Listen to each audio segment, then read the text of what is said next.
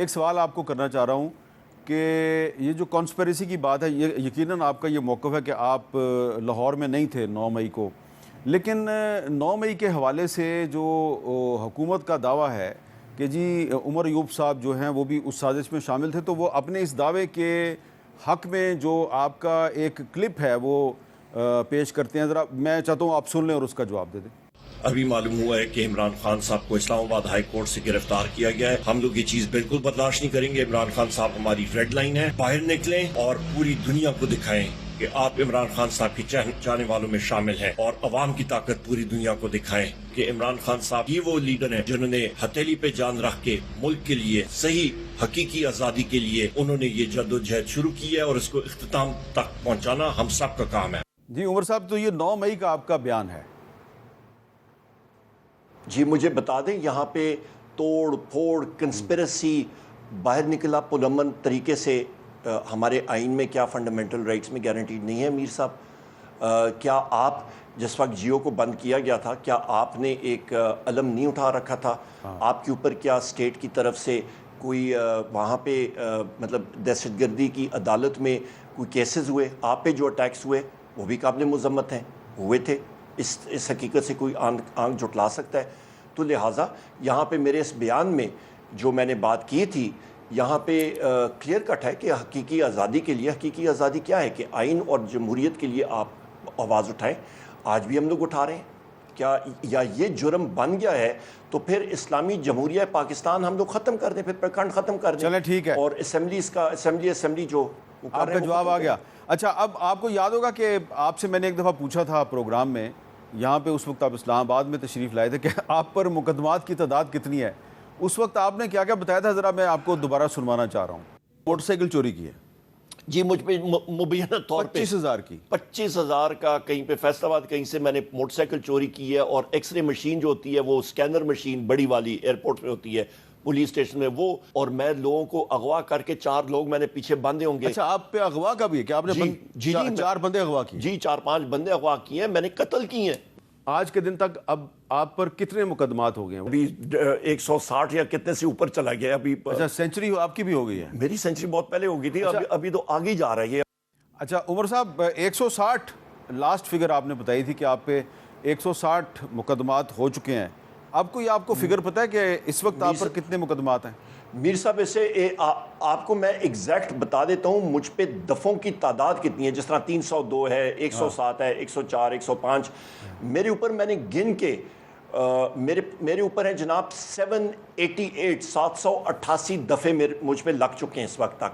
اچھا، قتل سمیت 302 کے سمیت. 788 جی 788. تو اگر دفعہ نمبر 788 نہیں، نمبر آف دفعے. اوکے، تو آپ پر 160 سے زیادہ مقدمات ہیں، 788 سے زیادہ دفعات ہیں، اور بھی آپ کے ساتھی جو ہیں ان پر بھی کافی مقدمات ہیں. آپ کو کیا لگ رہا ہے اور کتنے ایم این ایز جو ہیں ان کو سزا ہوگی؟ ظاہری بات ہے ان کو سزا ہوگی تو وہ ڈسکوالیفائی بھی ہو جائیں گے. تو آپ تعداد جو ہے آپ کے جو ساتھی ایم این ایز ہیں آپ سمیت جن کو سزا ہو چکی ہے اور ڈسکوالیفائی کیا جا چکا ہے پچھلے 1.5-2 سال میں، یہ 15-16 سے تو زائد ہو چکے ہیں، تو مزید اس میں کتنا اضافہ ہو سکتا ہے؟ ان کی تو مرضی چلے، مجھ سمیت یہ سارے ہمیں گولی مار کے ختم کر دیں اور زمین میں دفن کر دیں. دل تو ان کا یہی چاہتا ہے. ہم لوگ بھی کھڑے ہیں میر صاحب الحمدللہ. اور یہاں پہ یہ بھی کہتا چلوں، میں پشاور میں، اور پشاور ہائی کورٹ نے شبلی فراز صاحب کا اور میرا جو نوٹیفیکیشن الیکشن کا پھر کرانے کا جو عندیہ تھا الیکشن کمیشن کی طرف سے، جس طرح لطیف چترالی صاحب کے کیس میں تھا، وہ انہوں نے سٹے کر دیا. انہوں نے کہا کیونکہ ابھی آپ یہ ذہن میں رکھیں کہ آپ کسی کو ڈسکوالیفائی ابھی تک نہیں کر سکتے ہیں. یہ نیچے ایک ٹرائل کورٹ کا فیصلہ تھا، ابھی اپیل ہے اس میں، اس کے اوپر سپریم کورٹ ہے. آپ کسی، میں ماہر قانون نہیں ہوں، پر آپ کسی ماہر قانون سے بھی پوچھیں. نہیں، اس پہ الیکشن کمیشن جو ہے اس نے یہ کہا ہے کہ جو آرٹیکل 63 ہے اس کی مختلف دفعات ہیں جس کے تحت ڈسکوالیفیکیشن ہوتی ہے. تو جب کورٹ جو ہے وہ کسی کو کنوکٹ کر دے تو اس کے بعد الیکشن کمیشن جو ہے وہ کسی بھی ایم این اے یا سینیٹر کو یا ایم پی اے کو ڈسکوالیفائی کرنے کا حق رکھتا ہے. اس پہ میر صاحب میں یہ پھرتیاں جو الیکشن کمیشن ابھی دکھا رہی ہے، کاش یہ باقی لوگوں کے لیے بھی دکھاتی پہلے، ان کا نہیں ہوا. اچھا، پھر یہاں پہ یہ بھی میں کہتا چلوں کہ آپ یہ اندازہ لگا لیں کہ ابھی تو ہمارا یہ پروسیس ہی سٹے ہو گیا نا، تو ابھی ہم لوگ پھر یہ الیکشن یہاں پہ ان جگہوں میں ہوگا نہیں جب تک یہ اپنا فائنلٹی نہیں اختیار کرتا انشاءاللہ۔ اچھا، اب تو یعنی کہ آگے جائے گا process۔ یہاں پہ سٹے ہو گیا ہے، لیکن یہ بتائیں کہ آپ کو کیا لگ رہا ہے کہ مزید کتنی جگہ پر کتنے ایم این ایز جو ہیں ان کو ڈسکوالیفائی کیا جائے گا، اور کتنی جگہ پہ بائی الیکشن ہوگا، اور جہاں جہاں بائی الیکشن ہوگا وہاں پر تحریک انصاف جو ہے وہ بائی الیکشن میں حصہ لے گی؟ میر صاحب میں تو ابھی عدالت سے سیدھا ادھر ہی آ رہا ہوں، تو وزیر اعظم عمران خان صاحب کے انسٹرکشنز مجھے دیکھنے پڑیں گے۔ میرا خیال ہے اتنا مجھے معلوم ہے کہ کوئی ساتھی جا کے ملے تھے انہی چیزوں کے حوالے سے، تو جب وہ انسٹرکشنز آئیں گی تو تب میں دے سکتا ہوں۔ میں ہمیشہ ذمہ داری سے بات کرتا ہوں، آپ کو معلوم ہے، تو ابھی سچی بات ہے کہ میں نے وہ پڑھا نہیں ہے انسٹرکشن جو گروپ میں آئی، اب یہ میں بتائیں، پڑھ کے پھر آپ کو بتا سکوں گا۔ اب یہ بتائیں کہ اب آپ پشاور میں ہیں اور کل 5 اگست تھا، اور تحریک انصاف کے بہت سے رہنماؤں نے کہا تھا کہ 5 اگست کو جو ہے وہ تحریک انصاف کے جو احتجاج کا کلائمیکس ہوگا، نقطہ عروج ہوگا، لیکن کل کو نقطہ عروج تو ہمیں نظر نہیں آیا۔ تو اس پر جو چیف منسٹر پنجاب ہیں مریم نواز شریف صاحبہ، انہوں نے ایک آج کومنٹ کیا، آپ یہ بھی کہہ سکتے ہیں کہ انہوں نے تانا مارا ہے۔ میں آپ سے معذرت کے ساتھ آپ کو وہ تانا سنوانا چاہ رہا ہوں تاکہ اگر آپ مناسب سمجھیں تو اس کا کوئی جواب بھی دے دیں۔ آئی جی صاحب کو میں کہہ رہی تھی آپ کل انتظار کرتے رہے، احتجاج کے لیے کوئی آیا ہی نہیں۔ آئی جی صاحب کل انتظار کرتے رہے، ایسا راستہ دیکھتے رہے، کوئی نہیں آیا۔ اس کی ایک وجہ ہے، کیوں نہیں آ رہے لوگ احتجاج کے لیے؟ عقل آ گئی؟ کس نے کہا عقل آ گئی؟ آپ نے کہا؟ ہاں لگتا ہے۔ میں یہ سمجھتی ہوں کہ جو فتنہ ہے، بے ہنگم شور شرابہ، گالی گلوچ، اس کا گریبان پکڑ لو، اس کو یہ کر دو، وہ والی جو سیاست ہے جس کو سیاست کہنا بھی نہیں چاہیے، وہ کارکردگی سے دفن ہو گئی الحمد۔ تو سمپل الفاظ میں عمر ایوب صاحب انہوں نے یہ کہا کہ آپ کالیں دے دے کے تھک گئے ہیں لیکن بندے نہیں نکلتے، تو اس کا کیا جواب دیں گے آپ؟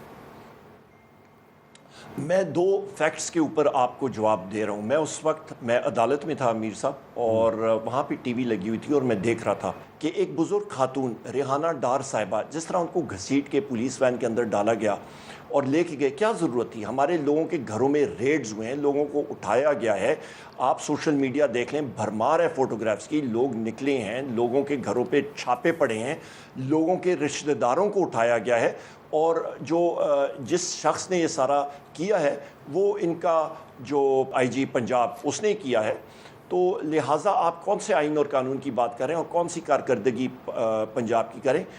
یا یہ پنجاب کے یا پاکستان میں فری اینڈ فیئر الیکشن ہوتا تو ان کو پھر فارم 47 دینے کی کیا ضرورت؟ اور پنجاب کی تو یہ میں آپ کو بتاتا ہوں، پنجاب کے بیوروکریٹ سے پوچھیں، وہ تو ایک ایم پی ایس کو اور ان کو تو گھاس ہی نہیں ڈالتے، وہ سمجھتے ہی کچھ نہیں ہے، اور جو وہاں پہ ایڈمنسٹریشن ہے وہ کوئی اور ہی کنٹرول کر رہا ہے، وہ الیکٹڈ لوگوں کا وہاں پہ کوئی سے نہیں ہے۔ اور وہاں پہ ان کو کہا گیا ہے کہ ہم نے آپ کو یہاں پہ فارم 47 کے ذریعے یہاں پہ بٹھایا ہے، آپ پروٹوکول انجوائے کریں، آپ اپنی تختیاں کہ ربن کاٹیں ایٹسیٹرا، جو ترقیاتی کام ہوگا وہ آپ کو بتا دیں گے، جہاں پہ آپ نے پہنچا ہے وہ پہنچ جائے گا۔ اور انہی افسران نے مجھ سے یہ بھی شیئر کیا ہے کہ پنجاب میں یا ان ہاؤس چینج کہیں سے بھی ان کو اشارہ آ جاتا ہے تو 2 گھنٹے کی مار ہے، یہی ایم پی ایس مسلم لیگ نون کے اپنی لائلٹی شفٹ کریں گے۔ یہ حقائق ہیں میر صاحب پنجاب۔ یہ بالکل ویسے ہی جیسے عثمان بزدار صاحب جو ہیں ان کے خلاف بھی لوگ اپنی لائلٹی شفٹ کرنے کے لیے تیار تھے۔ اچھا، ابھی ہم نے آپ سے مزید گفتگو کرنی ہے، لیکن یہ جو آپ نے بیوروکریٹس کی بات کی ہے کہ پنجاب کے کچھ بیوروکریٹس جو ہیں وہ انہوں نے آپ کو بھی بتایا، کچھ فیڈرل منسٹرز جو ہیں انہوں نے بھی ہمیں بتایا کہ جی وہ ان کی بات نہیں سنتے۔ جی اس وقت جو سٹنگ فیڈرل منسٹرز ہیں انہوں نے بتایا ہے کہ نہ صرف بیوروکریٹس بلکہ کچھ پولیس افسران بھی ان کی بات نہیں سنتے۔ تو شاید اسی لیے وفاقی وزیر دفاع خواجہ آصف صاحب جو ہیں انہوں نے ایک ٹویٹ کیا ہے۔ دیکھیں، ایک حکومت کے سٹنگ وزیر دفاع جو ہیں وہ ایک ٹویٹ کر رہے ہیں، وہ کہہ رہے ہیں کہ وطن عزیز کی آدھی سے زیادہ بیوروکریسی پرتگال میں پراپرٹی لے چکی ہے اور شہریت لینے کی تیاری کر رہی ہے۔ یہ نامی گرامی بیوروکریٹس ہیں، مگرمچھ اربوں روپے کھا کے آرام سے ریٹائرمنٹ کی زندگی گزار رہے ہیں۔ بزدار کا ایک قریب ترین بیوروکریٹ 4 ارب بیٹی کی شادی پر سلامی وصول کر چکا ہے، آرام سے ریٹائرمنٹ کی زندگی گزار رہا ہے۔ سیاستدان تو ان کا بچا کھچا کھاتے ہیں اور چولے مارتے ہیں، نہ پلاٹ نہ غیر ملکی شہریت، کیونکہ الیکشن لڑنا ہوتا ہے۔ پاک سرزمین کو یہ بیوروکریسی پلیت کر رہی ہے۔ تو یہ ایک سینئر فیڈرل منسٹر جو ہے اس کی بیوروکریسی کے خلاف جو بے چینی ہے، جو غصہ ہے، جو نفرت ہے، وہ اس ٹویٹ میں سامنے آ رہی ہے، اور ان کو چاہیے کہ نام بتائیں یہ کون بیوروکریٹ ہیں جنہوں نے کہ پرتگال میں جائیداد خرید لی ہے. لیکن تھوڑی سی بات جو ہے جو عمر ایوب صاحب نے بتائی ہے وہ بھی کافی درست نظر آتی ہے.